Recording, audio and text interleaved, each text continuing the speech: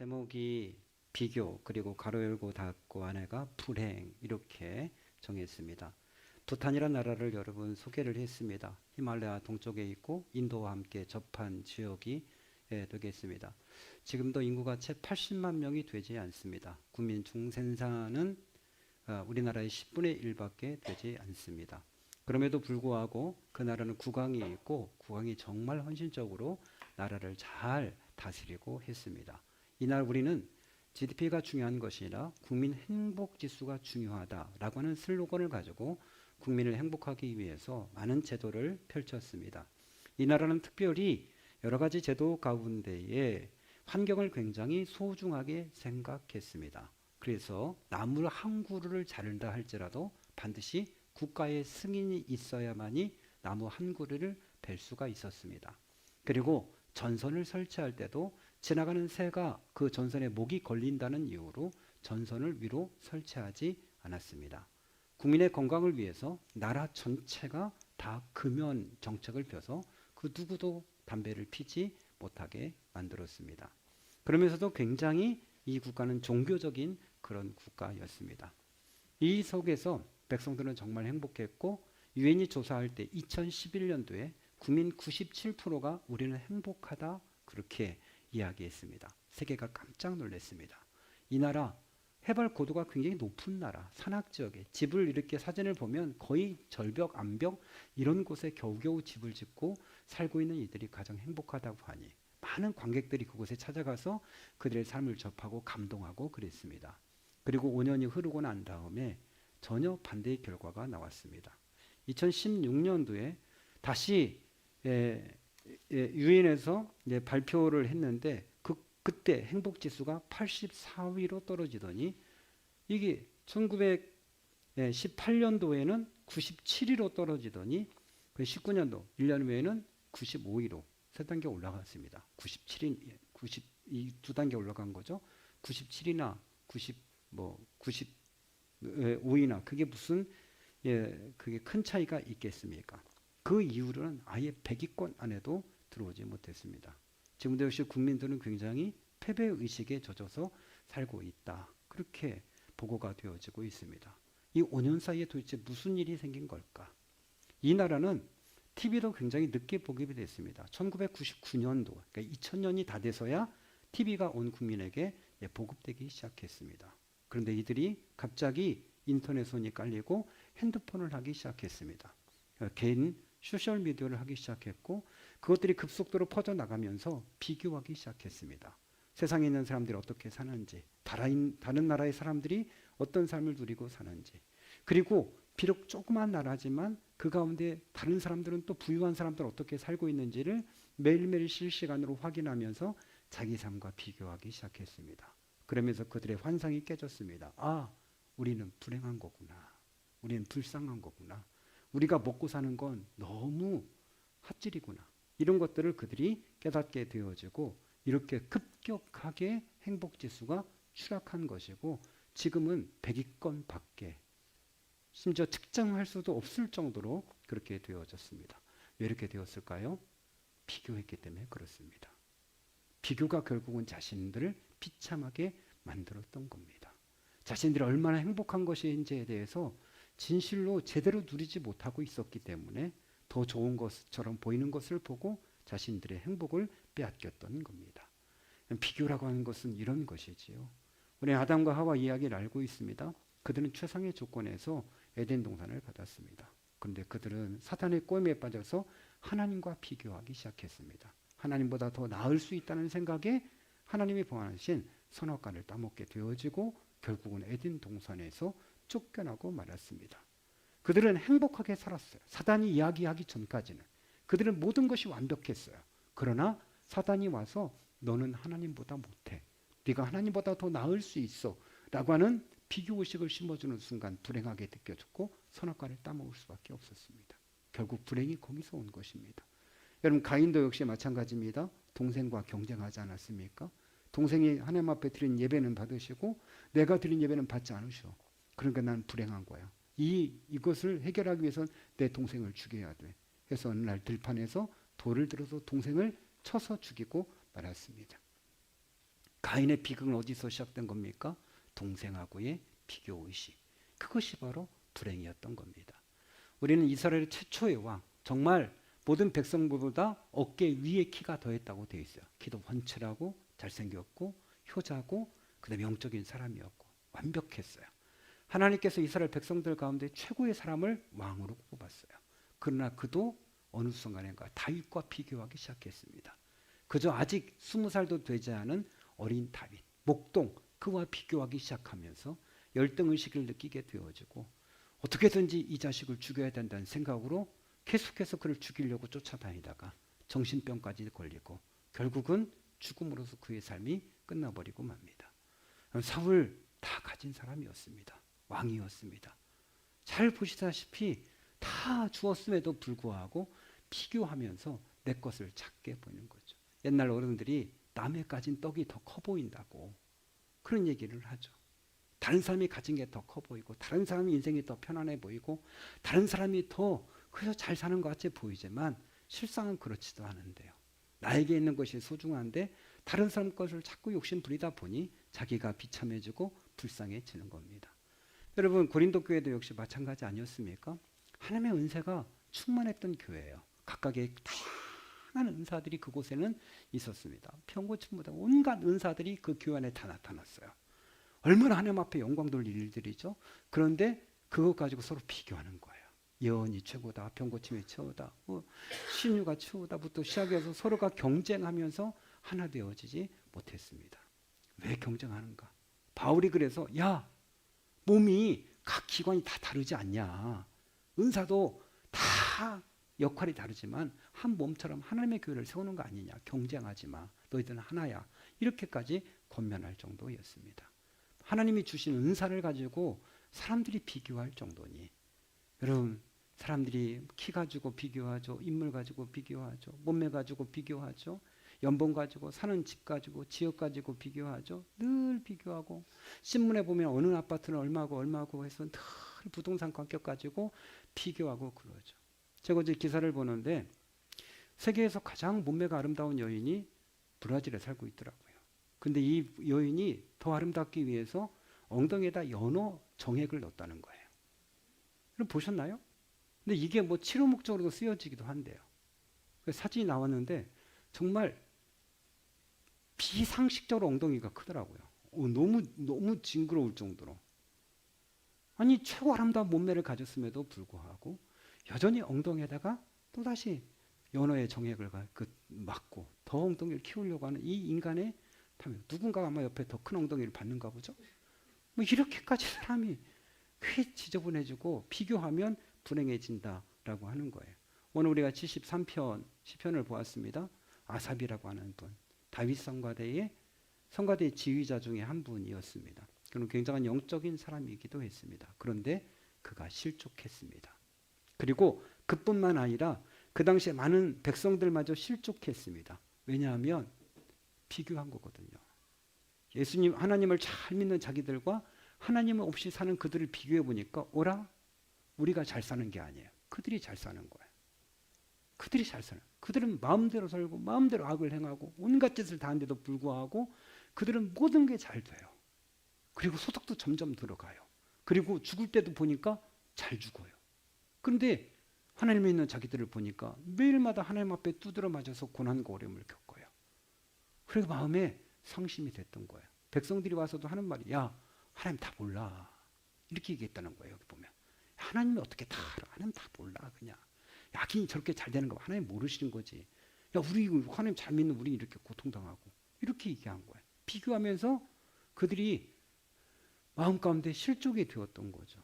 그런데 다행히도 아삽이 나중에 성전에가 기도하는 중에 깨달은 거죠. 아 내가 짐승이었구나.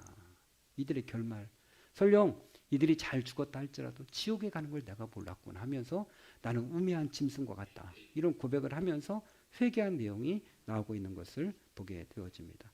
여러분 우리가 비교하기 시작하면 어떤 결과가 가져오죠? 비교하기 시작하면 있는 것에 감사가 안 되죠. 불평만 자꾸 생기게 되어지는 거죠. 내 모든 것들은 불행하다 그렇게 생각이 되어지는 거죠. 그 삶의 의욕도 없는 거. 이렇게 열심히 일하면 뭐해? 이런 생각이 들죠. 이렇게 하면 뭐해? 이런 생각이 들게 되어져 있습니다. 사람은 늘 비교해요. 제가 어렸을 적에 옛날에는 아랫방, 윗방, 건너방 이런 식으로 불렀어요. 지금 아파트는 그런 개념이 없어요. 아궁이가 들어가는 쪽부터 아랫방, 윗방, 건너방이에요. 아랫방과 윗방은 문이 하나 있어요. 그래서 아랫방에서 무슨 말을 하는지 윗방에 다 들리고, 그죠? 윗방에서 하는 말은 건너방에 좀 들리고 그래요. 그러니까 손님들이 오면 아랫방에서 따뜻한 놀다가 저리 가! 그럼 이제 윗방에 가서 이제 대기하고 있는 가실 때까지. 윗방에서 왜 안 가시는 거야? 뭐 이러면서 이제 대기하고 있는 거죠. 저희 할머니가 그 말씀을 하셨어요. 위에 거 보지 말고 밑에 거 보면 행복하잖아. 이런 말씀 시골 분이 저 아직도 생생해요. 우리 할머니가 이런 말을 이렇게 이제 아직 생생해요. 근데 우리 할머니는 그런 분이 아니었어요. 남들한테는 그렇게 말씀하시고 손자들을 다 들들 볶으시는 분이었어요. 사람이 말은 잘하죠. 그래서 나보다 못한 사람들, 어려운 사람들 비교하면 난 행복해. 이렇게 되지만 알면서도 불구하고 내가 누리고 있는 것들이 얼마나 많은 것인지 없는 사람에 비교하고 건강 없는 사람에 비교하고 얼마나 행복한지 아는데 불구하고 그렇게 안 하잖아요. 일단 비교하잖아요. 사람 딱 만나면 아래 위 훑어보잖아요. 그죠? 애들도 만나면 그죠? 아빠 뭐 하는지 어디 사는지 은근슬쩍 물어보잖아요. 그게 뭐 그렇게 중요하죠? 그거 가지고 너는 행복하겠네 행복하지 않네 그거 정하잖아요. 거기서 불행이 시작돼요. 그건 아담과 하와 때부터 지금까지도 사람에게 썩어 빠진 생각 속에 늘 비교하는 게 들어가 있는 거예요. 그래서 행복하지 않은 거예요. 여러분 하나님께서 우리에게 하신 말씀 각각 자기 일을 살피라 그리하면 자랑할 것이 자기에게만 있고 남에게 있지 아니하리라. 이게 무슨 얘기예요? 잘 보래요. 자랑할 게 나에게 있다는 거예요. 다른 사람 거 부러워할 필요가 없다는 거예요. 왜? 하나님 나에게 꼭 맞게 주셨다는 거예요. 내 몸도 내 가정도 내 생활도 나에게 꼭 맞고 주셨으니까 다른 거 보지 말라는 거예요. 너에게만 자랑거리가 있어. 네 자랑거리 너에게 있어. 이렇게 말씀을 하시는 거예요. 근데 인간은 어떻게 하죠? 자꾸 다른 사람 거 보고 부러워하고 그렇게 자꾸 그것을 탐내는 거죠. 그러니까 사람들이 불행한 거고 불행하다고 생각하니까 나가서 아무나 그냥 칼 막 휘두르고 이런 좀비들이 점점 많아지는 거 아니에요. 아무 이유 없이 나가서 행복하게 웃으면 가서 벽돌로 때리치고 막 이렇게 하는 거 아니에요. 여러분 결국은 인간의 비극 가운데 하나는 비교의식에 있다라고 하는 거예요. 호랑이를 만난 나무꾼의 이야기가 있습니다. 나무꾼이 산에 나무하러 갔어요. 막 칡렁쿨이 엉켜있고 막 그런 게 칡렁쿨을 뜯으려고 확 당겼는데 글쎄 그게 호랑이 꼬리였어요. 나무꾼도 놀래고 호랑이도 놀래고 서로가 놀래가지고 너무 놀래가지고 순간 정적이 흐르다가 나무꾼이 급하게 나무로 올라가긴 했는데 좀 얇은 나무로 올라갔어요. 뭐 급하니까. 근데 호랑이가 정신을 차리고 나무꾼이 이거 안 되겠다 싶어서 밑에서 막 나무를 막 계속 흔드는 거예요. 이거 이제 위에서 막 둘이 떨어지면 죽는 거예요. 꼭 끌어안고 하는데 계속 호랑이 가지 않고 막 계속 흔들고 우렁거리고 하다가 그만 나무꾼이 힘이 빠져가지고 떨어졌는데 다행히도 호랑이 등에 떨어졌어요. 등에 떨어졌는데 이게 바닥에 떨어지는 순간 호랑이 먹이가 되니까 꽉 잡았어요. 호랑이가 막 흔들고 막 해도 안 떨어지는 거예요. 호랑이가 이거 세게 달려가지고 떨어뜨리겠다 막 이제 막 달리고 이 사람 나무꾼은 더 막 꽉 붙잡고 막 가는 거예요. 근데 호랑이가 막 달려가는데 그 모습을 저 멀리에서 밭일하던 농부가 보고서 이렇게 말했어요. 어떤 놈은 팔자도 좋아. 놀더라도 호랑이 등을 타고 노네? 이렇게 얘기했다는 거예요. 모르니까 호랑이 등 타고 달리고 있으니 얼마나 멋있어 보여요, 여러분. 야, 어떤 놈은 팔자도 좋아. 놀더라도 호랑이 등을 타고 노네? 이렇게. 자기는 밭일하고 있는데 호랑이 등을 타고 있는 나무꾼을 보고 부러워했다는 거예요. 부러워할 일이에요. 우리는 사정을 모르면 그 사람이 부러워 보이고 그렇지만 사정을 알면 그렇지 않아요. 그 사람은 죽기 살기로 매달려 있는 것이죠. 우리는 남의 인생은 좀 편안해 보이고 잘 되는 것 같고 쉬워 보이죠? 그렇지 않아요. 다 힘들고 어렵습니다. 여러분 편안해 보이고 쉬워 보이죠? 그렇지 않아요. 쉽지 않습니다. 저도 새벽 3시에 일어나고 3시 반에 일어나요. 왜 여러분? 할 일이 많거든요. 마음 가운데. 마음이 조급하니까 깊이 못 자거든요. 오늘도 3시 반에 일어나서 왔다 갔다 하고 그랬거든요. 어휴, 시골교회 목사님 뭐 이렇게 할 게 있다고. 그렇잖아요, 여러분. 일주일에 설교 몇 번씩 하는 게 쉬운 줄 아십니까? 그렇잖아요. 여러분, 그럼을 통해서 하나님께서 우리에게 비교하지 말라는 거예요. 하나님 우리 어떻게 신묘망측하게 만들었대요. 시편 8편. 그저 하나님께서 우리를 하늘의 천사보다 더 아름답게 만드셨대요. 귀한 존재로 만드셨대요. 넌 비교해야 될 대상이에요. 하나님의 자녀이기 때문에 비교할 필요가 없다는 거예요. 뚱뚱하건 못생겼건 그건 남의 기준이고 세상의 기준이죠. 그 왜 핸드폰 보면서 자꾸 연예인과 비교하면서 살 더 빼야 되는데 확 죽여버리고 싶어. 그냥 뭘 더 빼. 맨날 비교하면서 그저 저 집 부럽다 매니저하고 남이 먹는 음식 뭐 음식점에 가서 조금만 맛있는 거 하면 다들 카메라 꺼내가지고 찍어가지고 올리고. 근데 찍어 올려도 그렇게 생각만큼 맛있지 않아요. 다 그 짓들 하고 있고 비교하고 남의 사진 보면서 맛있겠다 이러고. 부탄처럼 그렇게 된다니까요. 여러분, 우리가 고백해야 될 건 있습니다. 하나님 믿는 우리가 가장 행복하다. 목사 중에 내가 가장 행복한 목사다. 비교할 게 뭐 있어? 비교하면 불행해지는 거예요. 체면을 거는 게 아니고 하나님이 나에게 맞는 걸 주셨기 때문에 그런 거예요. 하나님에게 꼭 맞는 걸 하나님이 주셨어요. 여러분도 마찬가지예요. 여러분의 직업이 하나님께 나에게 꼭 맞는 걸 주셨다. 나는 가장 행복한 직업을 가진 사람이다. 나에게 꼭 맞는 교회를 주셨다. 난 세상에서 가장 행복한 교회를 다닌다. 나에게 꼭 맞는 배우자를 주셨다. 난 세상에서 가장 좋은 배우자를 만난 거다. 이런 고백들. 나에게 꼭 맞는 자식을 준 거죠. 그 엄마 아버지 그 자식인데 뭘 뭐 자식이 이렇다고. 아니 네 자식이야. 똑같아. 누가 봐도 똑같아. 꼭 맞는 자식 준 거예요. 그냥 감사할 수밖에 없는 것이죠. 결론을 맺습니다. 여러분, 비교하면 불행해져요.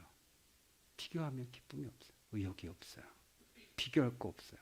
지금 나에게 주신 거 감사하십시오. 제가 그 설교 요약문에도 썼습니다만 우리 지금 이제 우리 박은영 성도 회복하고 있습니다만 물 한 모금 먹는 게 얼마나 행복한지 여러분 아셔야 돼요.